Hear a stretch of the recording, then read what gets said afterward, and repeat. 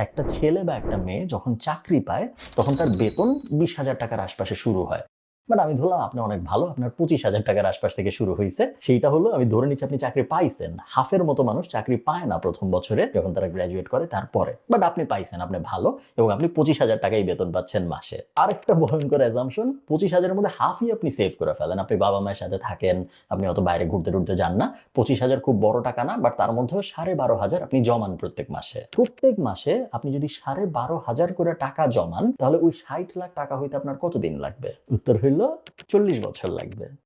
আপনি বলতে পারেন, "ধুর, আমি কি প্রত্যেক বছরই 25,000 টাকা কামাবো নাকি? 25,000 হইলে আমার মাত্র শুরু। বাট 25,000 দিয়ে আমি শুরু করতেছি, পরের বছরই আমার ইনক্রিমেন্ট হবে, তারপরের বছর আমার প্রমোশন হবে। প্রত্যেক বছর তো এভারেজে ৫-১০% করে আমার বেতন বাড়বেই।" কথা সত্যি, but at the same time এটাও সত্যি যে ফ্ল্যাটের দামও 60 লাখ থাকবে না। ফ্ল্যাটের দামও প্রত্যেক বছর বাড়বে। আপনি যদি খুব ভালো কোথাও চাকরি পান বাংলাদেশে, সেই ক্ষেত্রে আপনার প্রত্যেক বছরে বেতন বাড়বে ৫ থেকে ৮% এর মতো, যদি আপনি একদম ক্রিম অফ দ্য ক্রপস খুব ভালো কোথাও চাকরি পান। ঢাকার এমন এলাকা যেগুলো এখনো ডেভেলপই হয় নাই, যেমন ধরেন পূর্বাচল, জলশিরি, বসুন্ধরার অনেকগুলা ব্লক, যেগুলো ধরেন এখনো ডেভেলপ, দূর দূরান্ত পর্যন্ত কিছু নাই, ফাঁকা জমি। ওইসব জায়গায়ও যারা ফ্ল্যাট বানাইছে, সেই ফ্ল্যাটগুলোরও প্রত্যেক বছরে দাম বাড়তেছে ১৫ থেকে ২০% করে। আমরা কিন্তু এমন জায়গায় হিসাবই করতেছি না যেখানে অলরেডি মানুষ থাকে। ধরেন গুলশানের নিকেতনে প্রত্যেক বছর ৩০-৪০% করেও বাড়ে কোনো জায়গায়, বাট ওগুলো হিসাবের বাইরে। আমরা আমাদের সাথে মিলে এরকম জিনিসপত্র হিসাব করতেছি। আপনি যেভাবেই অঙ্ক করেন, আপনি দেখবেন যে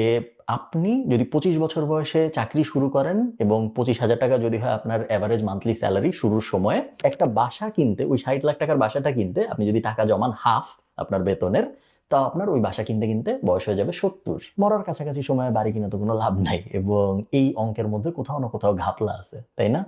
সাউথ কোরিয়াতে কিছুদিন আগে একটা রিসার্চ হয়েছিল। রিসার্চটা ছিল অন্য আরেকটা বিষয়, বাট রিসার্চ করতে যেয়ে দেখা গেল যে একটা খুব ইন্টারেস্টিং ফাইন্ডিংস পাওয়া গেল যে সাউথ কোরিয়ার সিওলে যারা থাকে তারা বাচ্চা নিচ্ছে না এবং তারা বিয়েও করতেছে না। তো সরকার চিন্তায় পড়ে গেল, যারা রিসার্চ করতেছিল তারাও এই ফাইন্ডিং দেখে বেশ ইন্টারেস্টেড হলো যে বিষয়টা আসলে কি, কেন সিওলে যারা থাকে তারা বাচ্চা নেয় না, কেন সিওলে যারা থাকে তারা বিয়ে করে না। অনেক ঘাটাঘাটি করে দেখা গেল যে সিওলে, সাউথ কোরিয়ার রাজধানীতে, একটা এভারেজ ফ্ল্যাট কিনতে একজন মানুষের ৪৭ বছর, 47 বছর জমানো লাগে টাকা। ঠিক এক্স্যাক্টলি এই কাহিনীটা পৃথিবীর অনেকগুলা সিটিতে অলরেডি হয়েছে।